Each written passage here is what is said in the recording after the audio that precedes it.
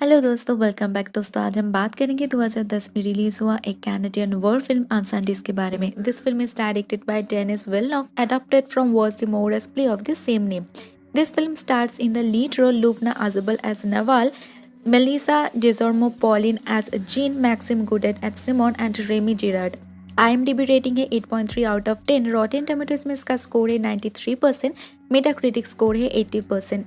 130 minutes का ये film mostly Arabic and French language में है विद इंग्लिश सबटाइटल्स। इस फिल्म ने 8 अवार्ड्स भी जीता था, साथ में ऑस्कर के लिए भी नॉमिनेटेड हुआ था। ये कहानी है दोनों कैनेडियन भाई बहन जीन और सिमोन की, जो अपने माँ की अंतिम इच्छा पूरी करने के लिए मिडिल ईस्ट तक सफ़र करते हैं और इन सफ़र में उन्हें पता चलता है उनके माँ के हिडन पास्ट के बारे में, उनकी लाइफ की कई सारे डार्क सीक्रेट्स और हार्श रियलिटीज़ के बारे में। This heart wrenching story reveals the brutality of civil war in Lebanon और काफ़ी हेविली इन्फ्लुएंस्ड है लिबानी सिविल वॉर से। तो चलिए दोस्तों, हम जानते हैं इस फिल्म में ऐसा क्या है जो इस फिल्म को इतना खास बनाती है। नवाल के अचानक मृत्यु के बाद उनके दोनों बच्चे जीन और सिमोन को उनके अजीब सी विल के बारे में पता चलता है उनके फ्रेंड और नोटरी जीन लेबल से। इस विल में नवाल ने अपने दोनों बच्चों से रिक्वेस्ट की थी कि उनकी अंतिम इच्छा पूरी होने से पहले उनको प्रॉपर तरीके से दफनाया ना जाए। अभी ये अंतिम इच्छा थी कि उनके खोया हुआ बेटा और पति को ढूंढ निकाला जाए और उनके दिए हुए दोनों चिट्ठी उनको दिया जाए। अभी ये चीज़ काफ़ी ज़्यादा शॉकिंग थी जिन और सिमोन के लिए, क्योंकि उनको कभी पता ही नहीं था उनका कोई स्टेप ब्रदर भी है और फादर के बारे में उन्हें पता था वो इनके जन्म से पहले ही मर चुके हैं। अभी इन दोनों को ढूंढना इनके लिए एक काफ़ी बड़ा चुनौती था।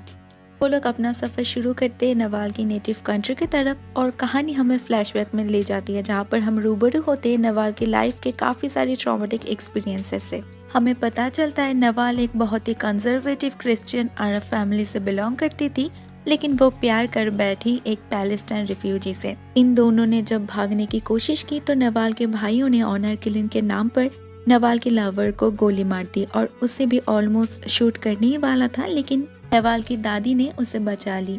बाद में उसे पता चला वो प्रेग्नेंट है। अभी इस फैमिली में किसी को भी ये बच्चा नहीं चाहिए था, लेकिन वो तो आखिर एक माँ है, वो कैसे खुद के औलाद को ऐसे फेंक दे। नवाल की दादी ने तब एक कंडीशन दी। ये कंडीशन यही था कि किसी को भी पता नहीं चलना चाहिए तुम प्रेग्नेंट हो और इस बच्चे का जन्म के बाद इसे ऑर्फनेज में दिया जाएगा। देखते देखते 9 महीना बीत गया और नवाल ने एक बेबी बॉय का जन्म दिया, लेकिन एज प्रॉमिस्ड इस बच्चे की हिल में एक टैटू करवाया गया और इसे डाल दिया गया एक ऑर्फनेज में। नवाल भी चली गई दारिश में फर्दर स्टडीज़ के लिए, लेकिन लेबनान में ये समय था सिविल वॉर का। समाज काफ़ी सेंसिटिव था और नवाल को काफ़ी ज़्यादा टेंशन हो रहा था अपने बच्चे का, और अल्टीमेटली वो खुद को रोक नहीं पाई उसी जगह जाने पर जहाँ पर ये ऑर्फनेज है। वहाँ पर जाने पर उसे पता चलता है ये ऑर्फनेज कम्प्लीटली डिस्ट्रॉयड हो चुका है और वहाँ पर सिर्फ इस बिल्डिंग का मलबा ही बचा है। वो बहुत ज़्यादा डर जाती है, रोने लगती है, कहीं मेरे बेटे को कुछ हो तो नहीं गया। लेकिन उसे ये पता चलता है यहाँ के सारे बच्चों को दूसरे कैंप में शिफ्ट किया गया है। वो एक बस बोर्ड करती है, लेकिन इस बस में उसके सिवा बाकी सारे लोग मुसलमान थे। इस बस में अटैक होता है क्रिश्चियन टेररिस्ट का और उसके सिवा सारे लोगों को मार डाला जाता है। वो सिर्फ क्रिश्चियन है, इसी वजह से उसे छोड़ दिया जाता है। लेकिन कुछ ही दिनों में यहाँ की एक लोकल रेडिकल ऑर्गेनाइजेशन उसकी ब्रेन वॉश करते हैं और उसे अपने ग्रुप में शामिल कर लेते हैं। यहाँ से शुरू होता है उसकी लाइफ की और एक चैप्टर। कुछ दिन बाद उसे प्लांट किया जाता है एक लोकल प्रोमिनेंट क्रिश्चियन लीडर के घर में उन्हें खून करने के लिए। इस खून के कारण नवाल को 15 साल की जेल भी होता है और वो नवाल से कैदी नंबर 72 बन जाती है। दोस्तों, इन सिविल वॉर्स के टाइम पर कैदियों पर कैसे टॉर्चर किया जाता था ये तो अलग से बताने की ज़रूरत है नहीं, लेकिन फिर भी नवाल की जीने की चाहत, उसकी खोया हुआ बेटा को मिलने की चाहत बरकरार थी तब भी। इसी जेल का एक अपॉइंटेड टॉर्चरर अबू तारिक बार बार रिपीटेडली नवाल की रेप की, जिसकी वजह से नवाल प्रेग्नेंट हो पड़ी। इसी जेल में वो दूसरी बार माँ बनी और बच्ची का जन्म दी, लेकिन इस बच्चे को यहाँ के एक नर्स ने अपने पनाह में ले ली और नवाल के इस जेल से रिहा होने के बाद वो उस बच्चे को लेकर कनाडा चली आई और यहाँ पर एक नया जीवन शुरू की। दोस्तों, जैसे कि हमने देखा नवाल ने अपनी पूरी लाइफ में बहुत कुछ खोया है, इसीलिए शायद उसकी अंतिम इच्छा थी इन छूटे हुए कड़ियों को जोड़ना। उन्हें बहुत कुछ कहना था जीन से, सिमोन से, उनके खोया हुआ बेटा से और जीन और सिमोन के पापा से, लेकिन वो कुछ नहीं कह पाए। उन्होंने अपनी सारी अनकही बातों को चिट्ठी में बयां कर दी और अपने दोनों बच्चे जीन और सिमोन को ये रिक्वेस्ट की कि इन चिट्ठियों को सही सलामत ठीक जगह पहुंचाने के लिए वो मृत्यु तक तरसती रही अपनी बेटे से मिलने के लिए, लेकिन ये मौका उसे कभी नहीं मिला, या शायद मिला था, पता नहीं। चलिए देखते हैं आगे क्या होता है।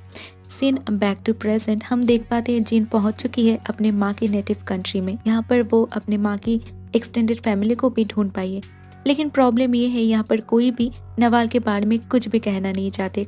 सारे लोग काफ़ी गुस्सा है नवाल से, क्योंकि नवाल के उस रिफ्यूजी के साथ रिलेशनशिप के कारण नवाल की फैमिली का काफ़ी ज़्यादा बेइज्जती हुआ था समाज में। लेकिन जिन भी हार नहीं मानती, वो चली जाती है दारिश में, उसी कॉलेज में जहाँ पर उसकी माँ कभी पढ़ती थी। वो अपनी पूरी कोशिश तो कर रही है, लेकिन फिर भी उसे बहुत ज़्यादा प्रॉब्लम हो रहा है, क्योंकि ये बात है 30-35 साल पहले की। फॉर्चुनेटली वहाँ पर उसे एक आदमी मिल जाता है जो नवाल की फ़ोटो को देखकर पहचान पाता है। यहाँ पर जिनको पता चलता है कैसे नवाल ने एक रेडिकल ऑर्गेनाइजेशन में शामिल हुआ था, जिसकी वजह से उसे जेल भी जाना पड़ा। जेल में उसके ऊपर हुआ टॉर्चरों के बारे में और उसके नतीजे के बारे में भी जिन को पता चलता है। इसके बाद जिन जाके मिलती है उसी नर्स के साथ जिन्होंने नवाल के डिलीवरी के टाइम पर उसकी मदद की थी। ये नर्स जिन और सिमोन दोनों को कहते हैं, तुम्हारी माँ को एक बच्चा नहीं बल्कि दोनों बच्चे ट्विंस हुआ था। इट वॉज कम्प्लीटली क्लियर कि वो दोनों बच्चे और कोई नहीं बल्कि जिन और सिमोन ही थे। खुद के जन्म के बारे में ऐसी डार्क सीक्रेट जानकर वो दोनों ही काफ़ी ज़्यादा डिप्रेस्ड हो गए, क्योंकि ये तो पता चल गया उनको कि उनका जन्म एक टॉर्चर था उनके माँ के लिए, वो अनवांटेड चिल्ड्रन थे। लेकिन ये दोनों भाई बहन अपनी खोज जारी रखते हैं। उन्हें पता चलता है यहाँ के एक लोकल नोटरी से कि उनके हाफ ब्रदर के नाम था निहादोफ में। सिमोन ग्रेजुअली उसी वॉरलॉर्ड को ट्रेस कर पाता है जिन्होंने उसे ऑर्फनेज के ऊपर अटैक किया था, जहाँ पर निहादोफ में रहता था। सिमोन जाता है और इसी वॉरलॉर्ड से मिलता है। मिलने पर उसे पता चलता है इन्होंने निहादोफ में को मारा नहीं था, बल्कि उसे अपने ग्रुप में शामिल कर लिया था। उसे ट्रेन भी किया गया था एज अ स्नीपर, लेकिन एक बार दरिश में एनिमी ग्रुप के कुछ बंदे ने उसे किडनैप कर लिया और उनके साइड में ले ली। वहाँ पर उसे ट्रेन किया गया एज अ प्रिजन टॉर्चरर और इवेंचुअली उसे भेजा गया उसी प्रिजन में जहाँ पर कभी नवाल रहती थी। असली राज तो तब खुलता है जब इस वॉरलॉर्ड ने रिवील किया कि प्रिजन टॉर्चरर बनने के बाद उसने अपना नाम चेंज कर लिया था और उसका नया नाम था आबू तारिक। हाँ दोस्तों, ये वही बंदा है जिसके टॉर्चर की वजह से नवाल दूसरी बार माँ बनी थी। मतलब उसकी खुद के बेटे ने उसे प्रेग्नेंट बनाया था और जिन और सिमोन का जन्म हुआ था। उन्हें ये पता चलता है ये निहादोफ में और आबू तारिक जो भी कह लो अभी कनाडा में रहते हैं। उन्होंने ये सब गलत काम करना छोड़ दिया है और अभी सही तरीके से अपना जीवन बिता रहे हैं और उनका नया नाम है निहाद हारमानी। उनके हाफ ब्रदर ही उनके पिता है। ये बात जिन और सिमोन दोनों के लिए ही काफी ज्यादा शॉकिंग था। यहाँ पर सिमोन एक बहुत ही इंटरेस्टिंग सा बात पूछता है अपने बहन से। वो अपने बहन से पूछता है, डज 1 + 1 मेक 1? हाँ दोस्तों, in this case it does, क्योंकि ये दोनों भाई बहन ढूंढने निकले थे दोनों इंसानों को, लेकिन इवेंचुअली उन्हें पता चलता है ये दोनों इंसान एक ही है, आबू तारिक। कनाडा में वापस जाकर जिन और सिमोन उनके हाफ ब्रदर उर्फ उनके पिता आबू तारिक से मिलते हैं और उनके माँ की लिखी हुई दोनों चिट्ठियाँ उन्हें देते हैं। एक था उनके हाफ ब्रदर के लिए और एक था उनके पिता के लिए। और यहाँ पर नवाल की अचानक मृत्यु के कारण पता चलता है। सबको लगता था स्विमिंग पूल में स्विमिंग करते समय हार्ट अटैक के कारण उसका मृत्यु हुआ था, लेकिन असली राज तो अभी खुलते हैं। एक बार जब जिन और नवाल ने एक कम्युनिटी स्विमिंग पूल में गई थी, वहाँ पर जाकर नवाल को पता चला कि वहाँ पर एक आदमी ऐसा है जिसके हिल में बिल्कुल वैसा ही टैटू है जो उनके बेटे के हिल में था। वो जल्दी से जाकर उस आदमी से मिलती है, लेकिन देखती है ये और कोई नहीं बल्कि आबू तारिक है, मतलब वही टॉर्चरर जिसके वजह से वो दूसरी बार माँ बनी थी। आबू तारिक तो उसे पहचान नहीं पाया, लेकिन तभी उसी वक्त नवाल को सब कुछ समझ में आ गया था और इसी शौक के कारण उसके वहाँ पर ही मृत्यु हो गई थी। अब जब नवाल की लास्ट विश पूरी हो चुकी है तो उसे प्रॉपर तरीके से दफनाया जाता है। उन चिट्ठियों को पढ़ने के बाद आबू तारिक को भी सब कुछ समझ में आ जाता है और वो समझ जाते उससे क्या गुनाह हुआ है और वो भी अपने माँ की फ्यूनरल में आते हैं। हैप्पी एंडिंग तो नहीं कह सकते हैं दोस्तों, लेकिन शांति सिर्फ इसी बात की है कि मृत्यु के बाद ही सही माँ बेटे का मिलन तो हुआ। दोस्तों मैं ये वीडियो यहाँ पर ही ख़त्म करती हूँ। अगर पसंद आया हो ना तो प्लीज़ एक लाइक दे देना और सब्सक्राइब कर लेना मेरे चैनल को। Thank you.